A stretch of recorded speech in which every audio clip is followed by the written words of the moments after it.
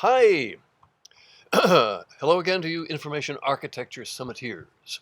This is a follow-on to my recorded information architecture keynote in case a communication glitch blocks a live Q&A session. Here are answers to some questions you've sent in from social media. Marcia Haverty of Portland, Oregon asks, would love to hear about the time Ted first realized information can have structural and spatial properties and behavior.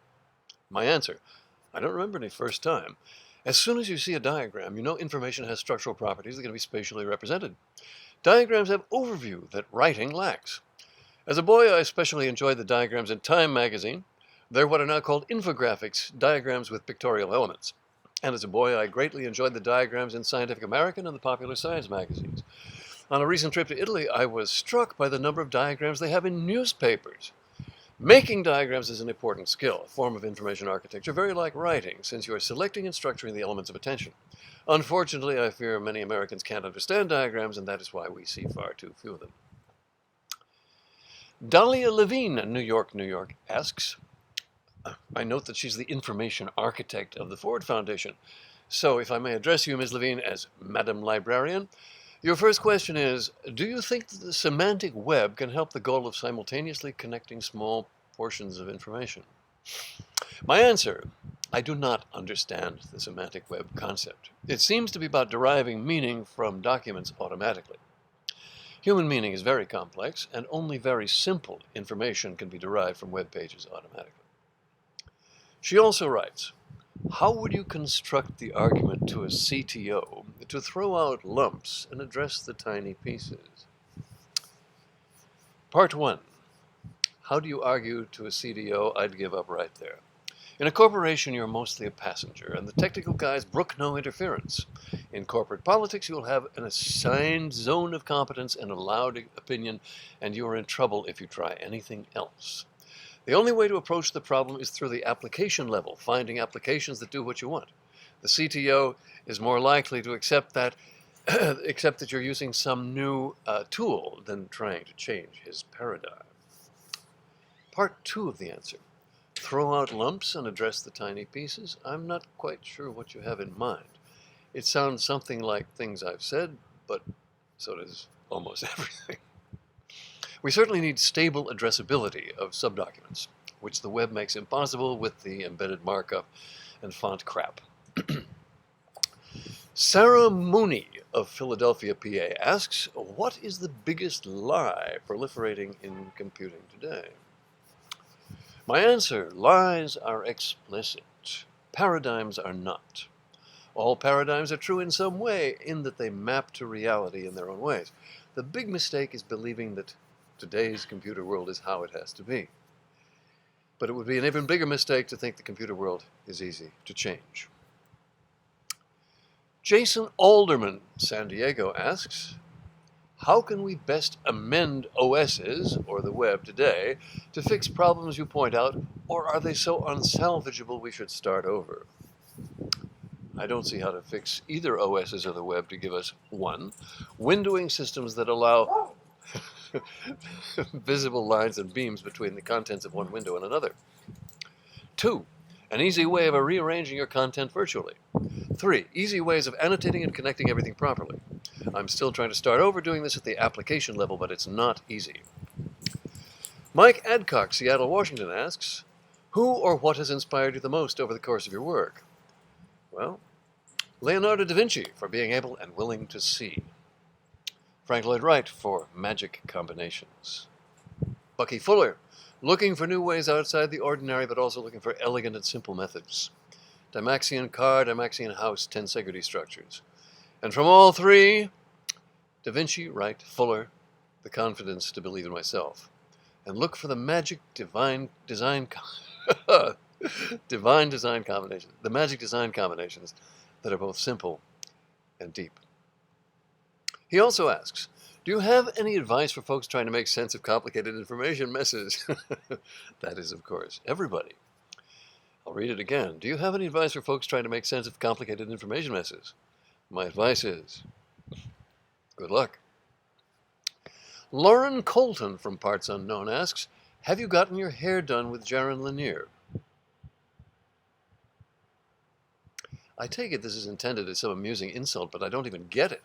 My answer: Jaren is a very good friend of mine, but I simply do not understand the question. Jaren has long tresses and a very long braid. My hair is short these days. I don't have time to fuss with my appearance. Lauren Colton also asks, can and should we explain to more people that everyone can shape the web even if they, quote, don't have the aptitude to code? How can you shape the web? It's both a technical and political question. Technically, you can work, one, at the application level, or for the insiders through the IETF, or 3, the Web Consortium. But I see the web and the HTML standard is growing more and more horrible the more gets added to it. Here are a lot of questions from Paul Risson, London, UK. Despite the world that has grown up around closed computing environments and shiny products, what do you see as the glimmer of hope for a more creative, exciting future?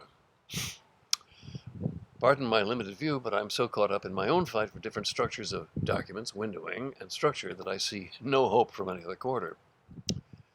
He further asks, what do you feel is the most important skill that information architects and people engaged in user experience should develop? I don't know what his accent really is. And my answer, I'm not sure it's a skill. I think it's a talent, like writing or movie direction, partly learnable, but with a component of magic. He further asks, what are your thoughts on the current vogue for teaching kids to code? Fine! He further asks, how do we inspire more artists and people in humanities to engage with and understand the potential of computers as literary machines? My answer, as far as I can see, artists and people in the humanities are fully engaged with digital documents, but fully engaged with the current model. Pages with harpoons to other pages. Like most people, they don't suspect that alternatives are possible.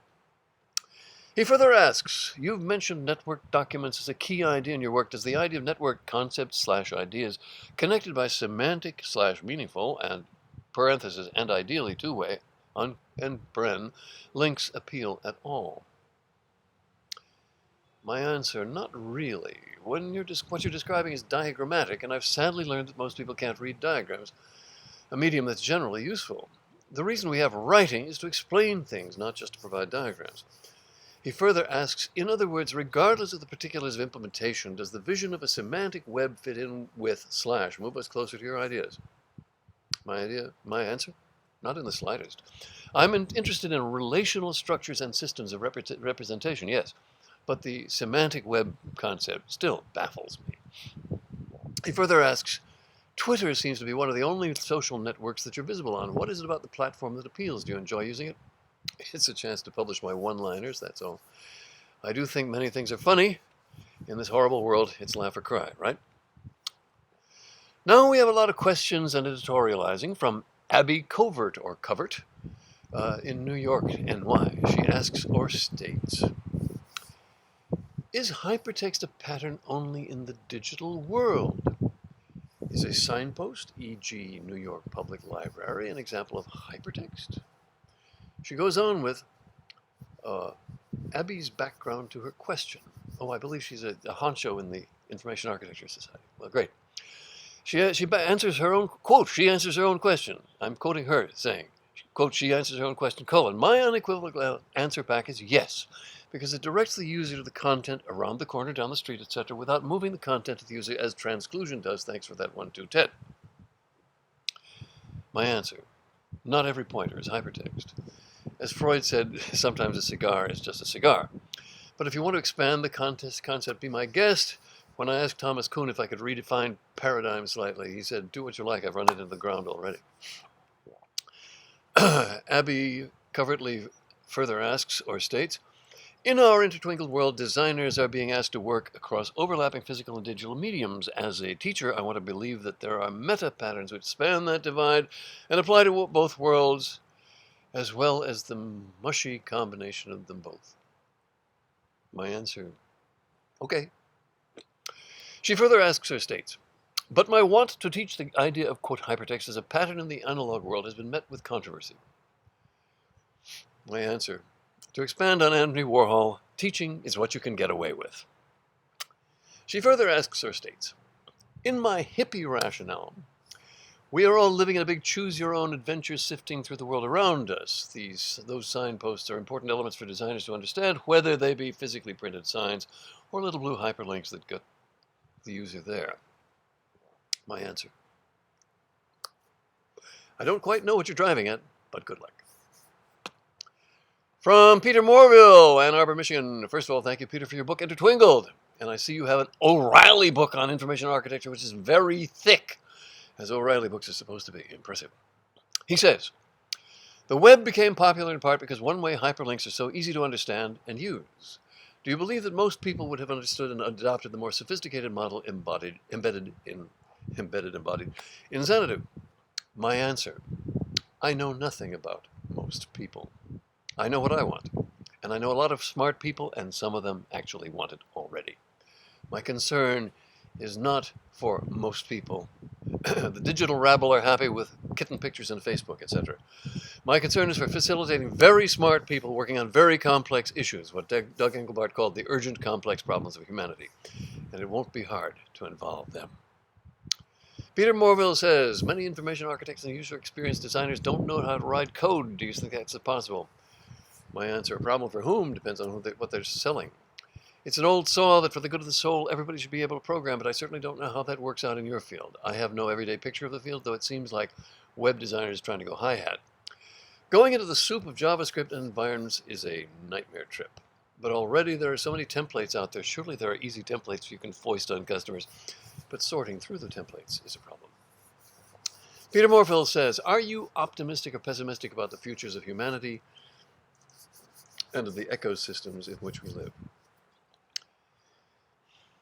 I should answer with some Zen-like conundrum that admits of many interpretations.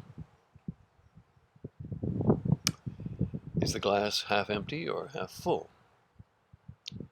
I'm afraid it's cracked and doesn't have much time left. But that's what they say about me, and I hope to prove them wrong. Thank you.